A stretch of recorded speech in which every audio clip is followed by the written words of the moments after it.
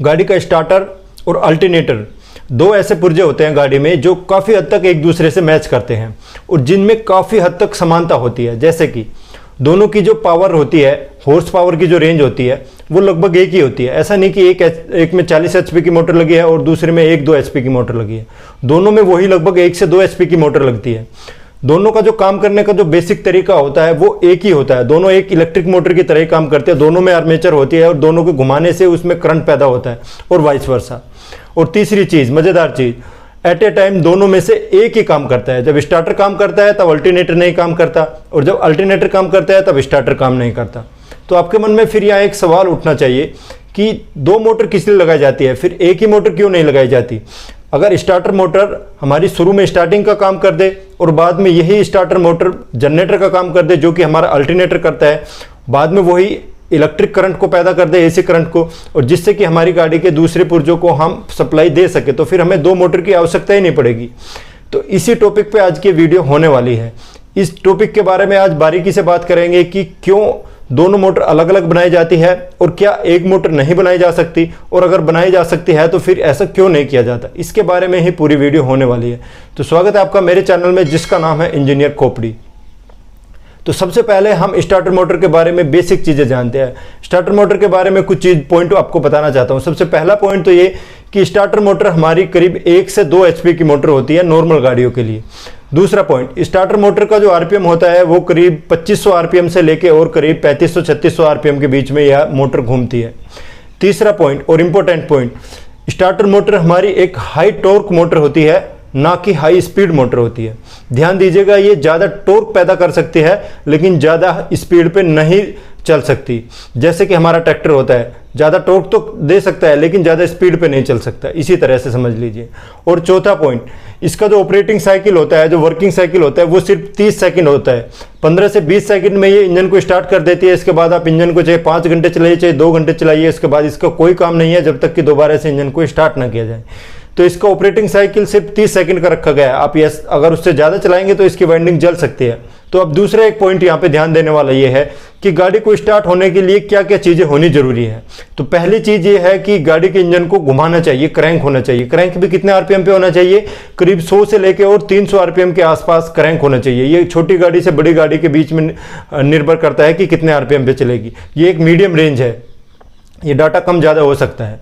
दूसरी चीज़ यहाँ पे ये है कि क्रैंक तो होना चाहिए 100 से 300 के RPM पे, लेकिन कितने टॉर्क से क्रैंक होना चाहिए। मान लीजिए कि वो कोई एक ट्रक है जो डीजल इंजन है, उसके इंजन को क्रैंक करने के लिए ज़्यादा टॉर्क लगाना पड़ेगा स्टार्टर को, और वहीं जो छोटी गाड़ी है, छोटी मान लीजिए कि पेट्रोल वाली कार है, उसके इंजन को क्रैंक करने के लिए कम टॉर्क लगाना पड़ेगा।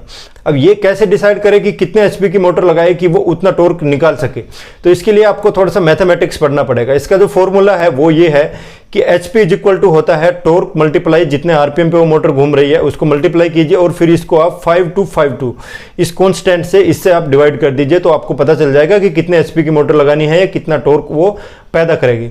तो मान लीजिए मैं एक कार का उदाहरण लेता हूँ, एक मीडियम कार है, उसमें 1.5 HP की मोटर लगी है। तो इस फॉर्मूले में अगर आप रखेंगे तो HP की जगह आप 1.5 रखेंगे।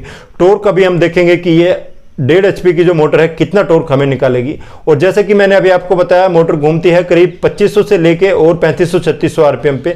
तो मान लेते हैं कि ये मोटर 2500 RPM पे घूमती है, तो 1.5 यहाँ पे आ गया HP की जगह पे। यहाँ पे आप टॉर्क हमें निकालना है और जो ये RPM है वहाँ पे हम लिखेंगे 2500। इसको आप कैलकुलेट करके देखेंगे तो यहाँ पे आपको मिलेगा कि ये करीब 3.2 के आसपास का टॉर्क निकाल के देती है ये मोटर। टॉर्क है वो फुट पाउंड में है, मतलब 3.2 फुट पाउंड का ये टॉर्क निकाल के देती है ये स्टार्टर मोटर। अब मान लीजिए कि किसी कार का जो टॉर्क है वो 90 से और करीब 100 न्यूटन मीटर के आसपास का है। इसको अगर आप फुट पाउंड में कन्वर्ट करेंगे तो ये करीब 60-70 फुट पाउंड के आसपास का बैठेगा। तो इस छोटी सी मोटर से जो कि 3.2 फुट पाउंड का टॉर्क निकाल रही है, इससे हम कैसे इस कार को स्टार्ट करेंगे जिसको कि 60 से 70 फुट पाउंड का टॉर्क चाहिए, उससे हम कैसे इसको स्टार्ट कर सकते हैं। तो इसके लिए बीच में हम लेके आए एक चीज़ को जिसका नाम है रिडक्शन गियर। जी हाँ, जो हमारे स्टार्टर मोटर का जो पिनियन होता है उसको छोटा बना दिया गया और उससे जो हमारे इंजन का जो फ्लाई व्हील है, फ्लाई व्हील को बड़ा बना दिया गया और फ्लाई व्हील के ऊपर जो रिंग गियर लगता है, जो सन गियर लगता है या रिंग गियर लगता है, जिसको कि घुमाता है हमारा स्टार्टर मोटर, उसमें जो टीथ बनाए गए वो बहुत ज़्यादा बना दिए गए। तो इसको ऐसे रिडक्शन गियर रेशो में रखा गया कि ये जब पिनियन जो है, ये छोटा वाला जो पिनियन है, ये जब 20 चक्कर घूम जाएगा, 18-20 चक्कर घूम जाएगा, तब ये जो हमारा फ्लाई व्हील है, इंजन जो है, वो एक ही चक्कर घूमेगा। कहने का मोटा मोटा सा मतलब ये है कि 20 बार जब हमारा स्टार्टर मोटर घूम जाता है, 20 चक्कर लगा लेता है, तब हमारा इंजन करीब एक बार घूमता है। तो क्या होगा, इससे इंजन का जो आरपीएम है वो तो कम हो जाएगा, लेकिन उसका टॉर्क बढ़ जाएगा। इसी फॉर्मूले से अगर आप निकालेंगे फिर कि एचपी जो है हमारा वो कितना है, हमारा 1.5, वहीं पे टॉर्क हमें अभी निकालना है, टॉर्क कितना होगा, और इस बड़े रिंग गियर का जो आरपीएम है वो कितना होगा, 2500 आरपीएम को अगर आप 20 से भाग देंगे तो कितना आ जाएगा हमारा 125। मतलब 20 राउंड ये काटता है तो उसको 20 से हमने भाग दिया, तो करीब 125 आरपीएम पे ये बड़े वाला जो रिंग गियर है वो घूमता है। तो आरपीएम की जगह हम लिखेंगे 125 और उसको भाग देंगे 5252 से, तो फिर जो टॉर्क हमारा निकल के आएगा, ये आप देखेंगे कि ये हमारा करीब 62-63 फुट पाउंड का टॉर्क निकल के आ रहा है। तो यही हमारा जो स्टार्टर मोटर है 1.5 एचपी का स्टार्टर मोटर जो है वो करीब 62-63 फुट पाउंड का टॉर्क पैदा कर लेगा। अब अगर ये रिडक्शन गियर रेशो हम नहीं लगाते 20:1 का, तो क्या होगा, आपको 35 से 40 एचपी की इतनी बड़ी एक मोटर बनानी पड़ेगी इस इंजन को घुमाने के लिए, इतना टॉर्क पैदा करने के लिए।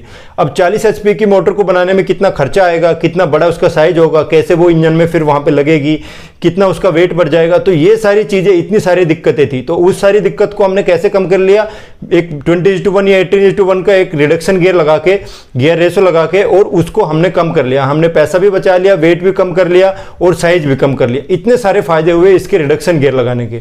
अब इसके नुकसान क्या हुए, इसके नुकसान ये हुए कि मान लीजिए कि आपके इंजन का जो आरपीएम है वो 1000 आरपीएम हुआ और 20:1 का आपने रिडक्शन गियर लगा रखा है, तो आपके स्टार्टर मोटर जो है उसका आरपीएम कितना हो जाएगा, 20,000। अगर इंजन का आरपीएम 3000 होगा तो इसका कितना हो जाएगा, 60,000 आरपीएम हो जाएगा। अब 60,000 आरपीएम मतलब हाई स्पीड आरपीएम हो जाएगा, जबकि ये जो मोटर बनाया गया है ये हाई टॉर्क मोटर बनाया गया है, ना कि हाई स्पीड मोटर बनाया गया है। इसको बनाया है 2500 आरपीएम पे घूमने के लिए, 3000 आरपीएम पे घूमने के लिए, और आप इसको घुमाएंगे 60,000 आरपीएम पे, तो क्या होगा, इसका हल वही होगा कि जैसे कि मान लीजिए कि आप रेलवे ट्रैक पे किसी ट्रैक्टर को दौड़ाए 200 की स्पीड पे, तो फिर क्या होगा, आप समझ लीजिए कि वो पूरा जल जाएगा, उसका कोई मतलब नहीं रह जाएगा, वो खत्म हो जाएगा।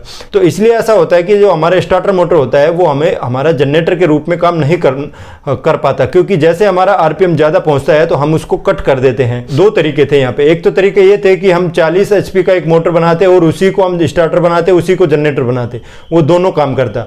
और एक दूसरा तरीका हमने क्या निकाल लिया कि हमने दो मोटर बना लिए, एक 1.5 एचपी के, और उससे हमने एक को स्टार्टर के लिए रख लिया और दूसरे को हमने एज ए जनरेटर या अल्टरनेटर के रूप में रख लिया।